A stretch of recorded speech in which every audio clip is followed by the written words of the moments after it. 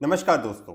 आज की वीडियो में डिस्कस करेंगे कि इनकम टैक्स रिफंड प्रोसेसिंग का क्या स्टेटस है, कितने लैक्स टैक्स पेयर का रिफंड अभी तक आ चुका है और कितने का भी पेंडिंग है। तो उन सभी चीजों को डिटेल में डिस्कस करेंगे। इसके अलावा ये भी देखेंगे कि कैसे आप अपना रिफंड का स्टेटस ऑनलाइन जाके लॉग इन करके अपना रिफंड स्टेटस चेक कर सकते हैं और आपका क्या रीजन हो सकता है जिसकी वजह से आपको रिफंड अभी तक आपको क्रेडिट नहीं हुआ है, इवन आपके रिटर्न भी प्रोसेस हो चुकी है। तो इन सभी इश्यूज को हम डिटेल में डिस्कस करेंगे। बिफोर स्टार्टिंग दिस वीडियो, अगर आप चैनल पर नए हैं तो चैनल को सब्सक्राइब कर लेना, बेल आइकन क्लिक कर देना। Let's start the video. सबसे पहला और इंपॉर्टेंट रीजन जिसकी वजह से आपकी रिटर्न प्रोसेस नहीं हो पा रही है वो है डिफेक्टिव रिटर्न का। गाइस यहाँ पे अगर आपने गलत आईटीआर फॉर्म सिलेक्ट किया है, अगर आपने आईटीआर 1 फाइल किया है पर आपको आईटीआर 2 फाइल करना था, तो उस केस में आपकी रिटर्न डिफेक्टिव हो जाएगी और आपकी रिटर्न प्रोसेस नहीं होगी। गाइस यहाँ पे अगर आपने इस डिफेक्टिव रिटर्न के नोटिस को टाइमली रिप्लाई नहीं किया तो आपकी रिटर्न को इनवैलिड माना जाएगा। तो ये बहुत ही इंपॉर्टेंट है कि अपनी रिटर्न को आप टाइमली बेसिस पे करेक्ट कर सकें। इसी तरह दूसरा जो इंपॉर्टेंट रीजन है कि आपकी रिटर्न भी प्रोसेस हो चुकी है, रिफंड का यहाँ पे दिख रहा है प्रोसेसिंग स्टेटस कंप्लीट हो चुका है, पर फिर भी रिफंड नहीं आया है। तो इसको भी हम डिस्कस करेंगे क्या क्या रीजन हो सकते हैं जिसकी वजह से आपका रिफंड अभी तक क्रेडिट नहीं हुआ है। गाइस अगर हम इनकम टैक्स डिपार्टमेंट पे अवेलेबल डेटा की बात करेंगे, कितनी रिटर्न अभी तक प्रोसेस हो चुकी है,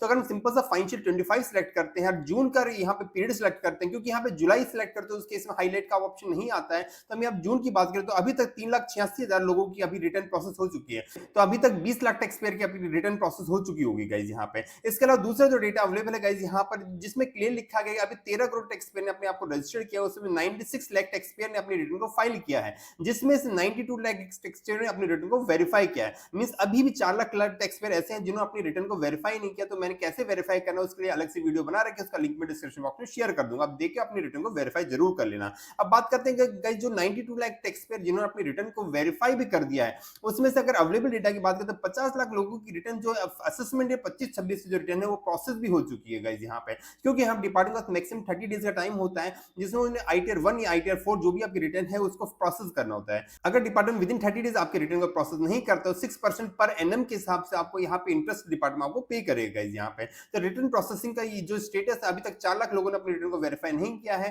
पर जिन्होंने वेरीफाई कर दिया उसमें से 50 लाख टैक्स पेयर की रिटर्न अभी प्रोसेस हो चुकी है। जिन 50 लाख टैक्स पेयर की रिटर्न प्रोसेस हो चुकी है उनका रिफंड आया है या नहीं आया है, उसको कैसे चेक करना है उसको हम इस वीडियो में लास्ट तक डिस्कस करेंगे यहाँ पे। तो इस वीडियो में जरूर लास्ट तक बने रहना गाइस यहाँ पे। सो बात करें तो 92 लाख टैक्स पेयर जिनकी रिटर्न वेरीफाई हो चुकी थी, उसमें से 50 लाख टैक्स पेयर की रिटर्न को प्रोसेस किया जाएगा। मींस अभी भी 41.67 लाख टैक्स पेयर की रिटर्न अभी भी पेंडिंग है प्रोसेसिंग के लिए गाइस यहाँ पे। ये जो available data income tax department की वेबसाइट पे उसकी हम बात करेंगे गाइस यहाँ पे। इसकी एक्यूरेसी पे मैं नहीं जा रहा हूँ, पर जो अवेलेबल डेटा वो मैंने आपसे डिस्कस किया गाइस यहाँ पे। तो इस केस में जिन 41 लाख टैक्स पेयर की रिटर्न अभी प्रोसेसिंग के लिए पेंडिंग है उनको कोई भी एक्शन नहीं लेना गाइस यहाँ पे, क्योंकि यहाँ पे इनकम टैक्स डिपार्टमेंट का पेंडिंग है, आपके पास कुछ भी पेंडेंसी नहीं है। केवल यहाँ पे जो एक्शन लेना है वो 4 लाख टैक्स पेयर को लेना है जिनकी रिटर्न अभी वेरीफाई ही नहीं हुई है। तो गाइस यहाँ पे सो गाइस अब बात करते हैं जो 50 लाख टैक्स पेयर है जिनके रिटर्न को प्रोसेस कर दिया है डिपार्टमेंट, उनका स्टेटस कैसे चेक करेंगे यहाँ पे। तो आपको इनकम टैक्स की वेबसाइट पे जाना है, अपना एक्नॉलेजमेंट नंबर यहाँ पे चेक करेंगे। यहाँ पे अभी आपका स्टेटस अपडेट नहीं हुआ है, इवन आप देखोगे यहाँ पे आपके रिटर्न अभी भी प्रोसेसिंग दिखा रहा है, पर आपके पास ये नोटिफिकेशन आ चुका होगा, इंटीमेशन लेटर सेक्शन 143(1) का आ चुका होगा यहाँ पे, क्योंकि यहाँ पे अपडेशन में टाइम लगता है गाइस यहाँ पे। तो इस पे नहीं जाना है। अगर आपको इंटीमेशन आ गया दिन 1 वीक आपका यहाँ रिफंड क्रेडिट हो जाएगा यहाँ पे।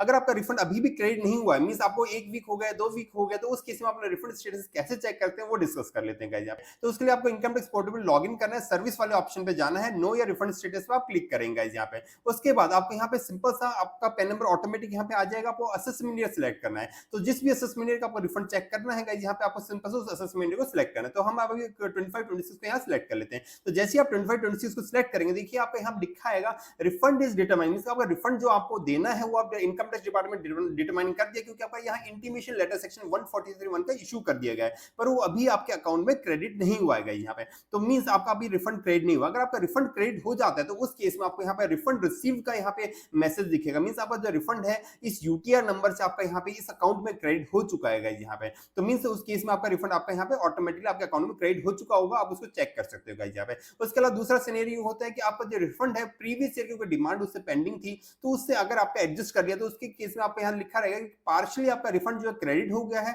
और पार्शियली जो प्रीवियस ईयर की कुछ डिमांड पेंडिंग थी जिसका आपने रिप्लाई नहीं किया है तो उससे एडजस्ट कर लिया गया। तो ये दो सिचुएशन आपको यहाँ पे दिखने वाली है जैसे आप रिफंड स्टेटस चेक करेंगे यहाँ पे। इसके अलावा अगर आपका पूरा रिफंड प्रीवियस ईयर डिमांड से एडजस्ट कर लिया गया तो उस केस में आपको यहाँ पे मैसेज दिखेगा कि जो भी आपका रिफंड बना था उसको हमने प्रीवियस ईयर की डिमांड से एडजस्ट कर लिया है। किस ईयर की डिमांड से एडजस्ट किया वो भी आपका यहाँ लिखा रहेगा, किस दिन की डिमांड थी, कितना अमाउंट आपका रिफंड का था जो हमने एडजस्ट किया गया यहाँ पे। तो उस केस में आपको कोई भी यहाँ पे रिफंड आपके अकाउंट में क्रेडिट नहीं होगा यहाँ पे। उसके अलावा काफी बार क्या होता है आपका रिफंड फेल हो जाता है जिसके मल्टीपल रीजन होते हैं, तो उसके लिए मैं अलग से वीडियो बनाई हुई है, उसका लिंक मैं डिस्क्रिप्शन बॉक्स में शेयर कर दूंगा। इसके इंपॉर्टेंट सिनेरियोज में इस वीडियो में डिस्कस करूंगा यहाँ पे। तो अगर आपका रिफंड फेल हुआ तो उस केस में आपका यहाँ मैसेज आएगा कि किस रीजन से आपका रिफंड फेल हुआ है। तो उसमें मल्टीपल रीजन हो सकता है, आपके अकाउंट का रीवैलिडेशन पेंडिंग हो, आपका आईएफएससी कोड चेंज हो गया हो, या और मल्टीपल रीजन हो तो उसको हम डिस्कस कर लेते हैं यहाँ पे। तो आपके रिफंड के फेल होने के मल्टीपल रीजन हो सकते हैं, उसमें मेजर 5 पॉइंट आपको चेक करने का यहाँ पे। अगर आपका बैंक अकाउंट का वैलिडेशन या ईवीसी इनेबल्ड नहीं है तो उस केस में आपका रिफंड नहीं आएगा, तो आपका रिफंड फेल हो जाएगा। इसी तरह आपने जो आपका अकाउंट था उसको एलिजिबल फॉर रिफंड नहीं किया है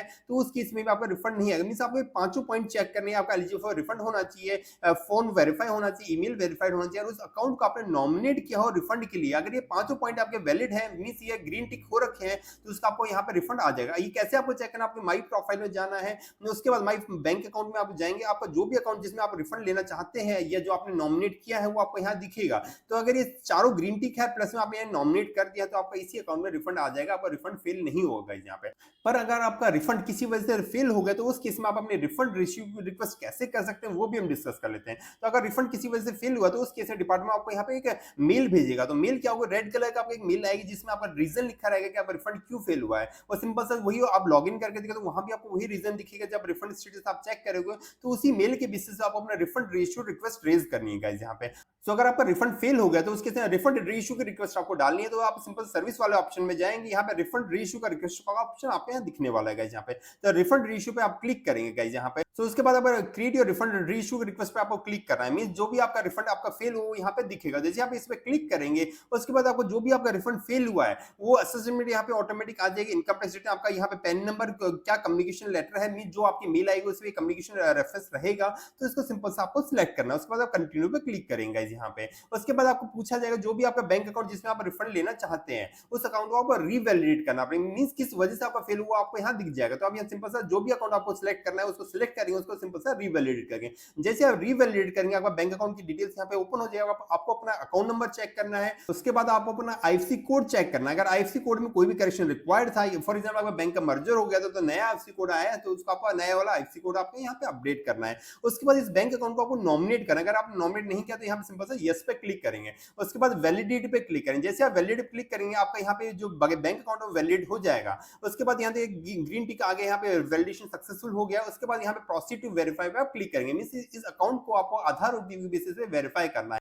तो जैसे आप प्रोसीड टू वेरिफिकेशन पे आप क्लिक करेंगे उसके बाद आपको आधार ओटीपी के बेसिस पे उस अकाउंट को वेरीफाई करना है। जैसे आप वेरीफाई कर लेंगे आपको वैसे एक्नॉलेज नंबर जनरेट हो जाएगा।